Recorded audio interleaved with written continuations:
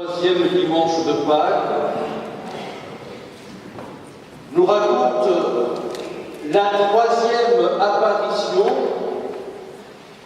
du Christ ressuscité à ses disciples. Et vous l'aurez remarqué, comme à Emmaüs, c'est après qu'il leur eut donné le pain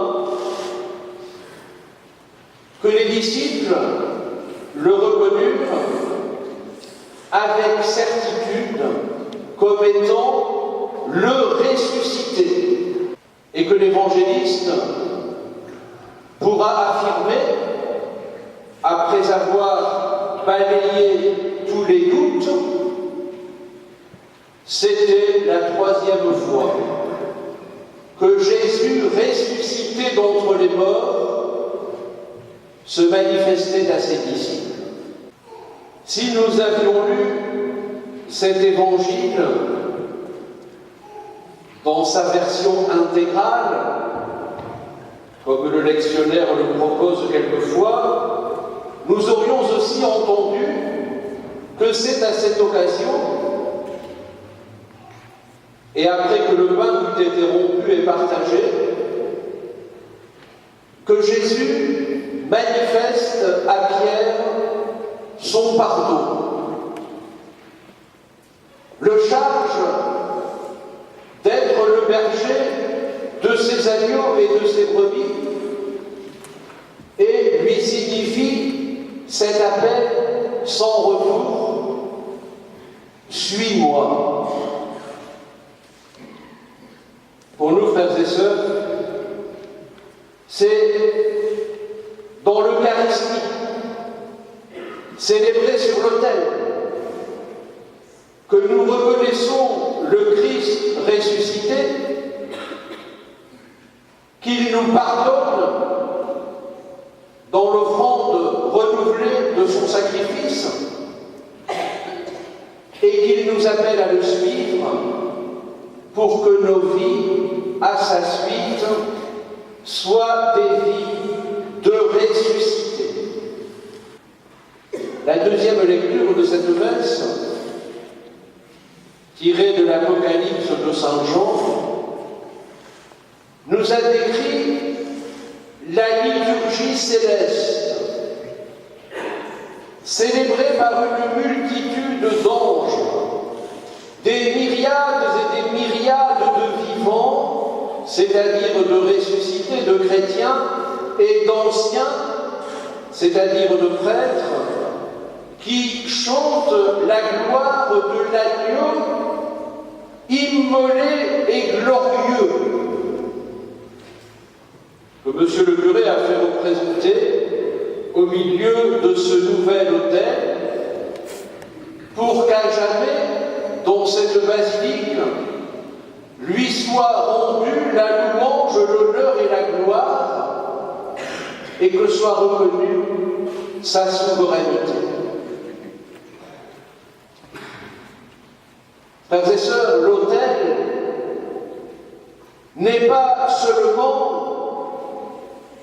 la table conviviale de la salle à manger autour de laquelle se réunit la communauté des croyants. Il est véritablement le lieu où nous participons à la liturgie céleste, le lieu où la louange des anges et l'adoration que le Fils rend au Père par l'offrande qu'il lui fait de lui-même viennent rencontrer et inspirer le culte que, dans l'Esprit, nous rendons au Père et au Fils, en assumant la louange et l'adoration de la création tout entière.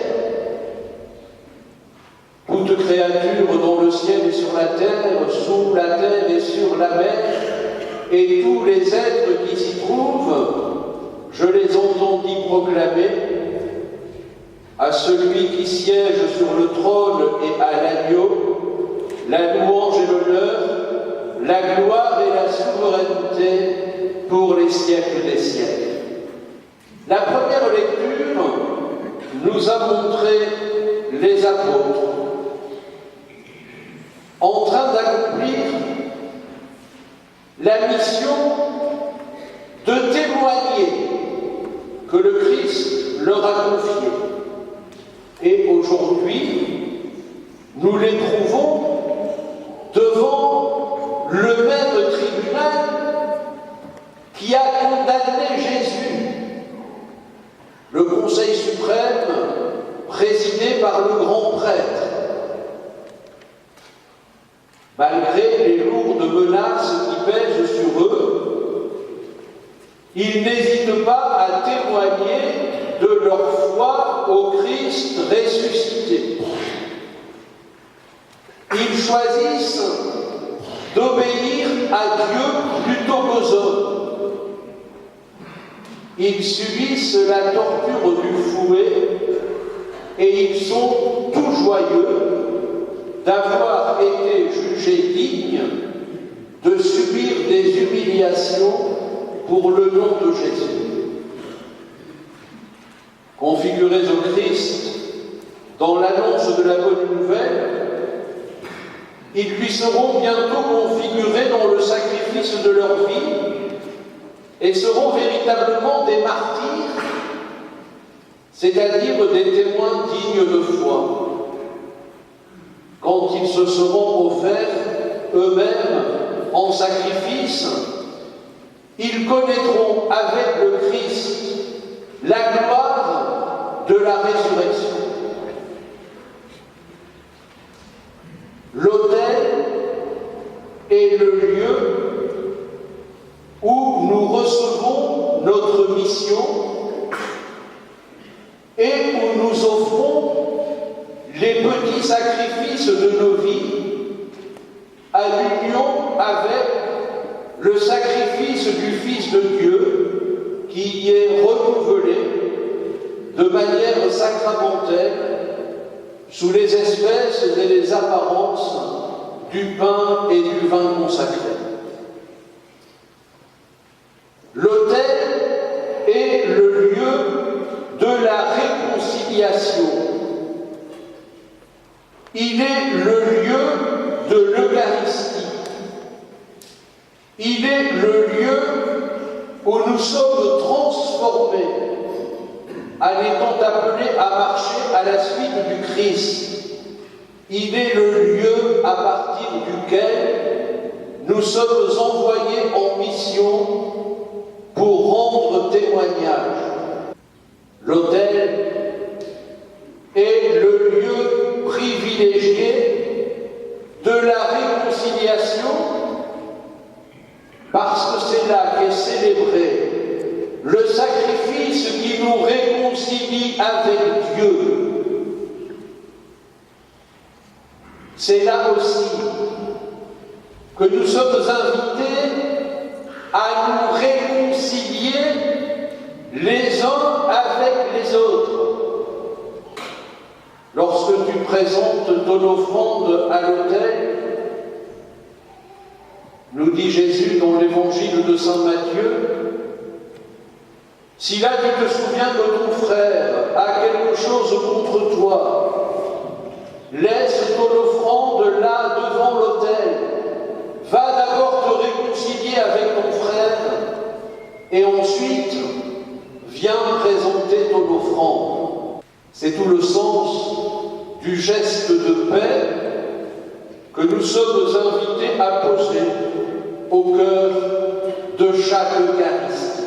L'autel est le lieu privilégié de l'Eucharistie, le lieu de la présence du Christ total, corps et sang, tête et membres, corps eucharistique et corps mystique. L'Église, qui est le corps du Christ, continuant son action dans le monde,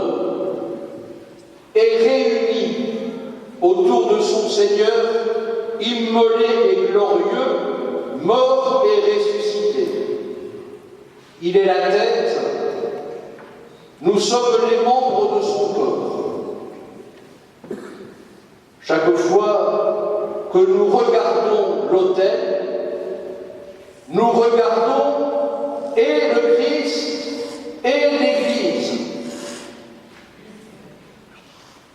L'autel est le lieu où nous sommes transformés et où nous sommes appelés, comme Pierre, à marcher à la suite du Christ.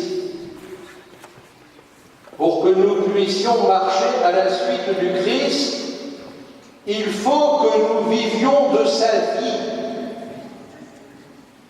C'est à l'autel que nous recevons sa vie, parce que nous y recevons son corps en nourriture pour devenir ce que nous mangeons. L'autel est le lieu à partir duquel nous sommes envoyés en mission pour témoigner, réconciliés avec Dieu, réconciliés les uns avec les autres, imprégnés de la vie du Christ, nourris de son corps, comblés de l'Esprit Saint. C'est là que Jésus nous dit « Allez dans le monde entier, de tous les peuples, faites des disciples. Comme le Père m'a envoyé, moi aussi je vous envoie. » C'est la raison pour laquelle des reliques sont déposées et scellées dans l'autel. Elles nous rappellent que l'Église est une Église de témoins et de saints. Or, le Christ et l'Église ne sont pas d'hier seulement, mais d'aujourd'hui et de demain. L'autel représente à nos yeux le Christ, celui qui a reçu l'onction, le Christ mort et ressuscité, celui qui fait vivre l'Église, qui la constitue par son pardon, qui la fait vivre de sa vie et qui l'envoie poursuivre son œuvre. C'est la raison pour laquelle nous allons l'oindre avec le Saint-Crème. Nous allons lui rendre l'hommage que les saintes femmes ont voulu lui rendre en l'embaumant. Puis nous l'envelopperons d'un beau linceul blanc en l'habillant de ses nappes. Enfin, nous l'encenserons et nous l'illuminerons de la lumière de la résurrection, car nous savons, nous, ce que les saintes femmes ne savaient pas encore, le Christ est ressuscité. Frères et sœurs, qu'en regardant cet autel, désormais, nos regards s'attachent au Christ pour chercher avec lui les réalités d'en haut et vivre notre mission de disciples missionnaires. Alors, il anticipera pour nous la table du royaume où nous serons rassemblés un jour avec tous les saints autour de Dieu, au nom du Père et du Fils et du Saint-Esprit. Amen.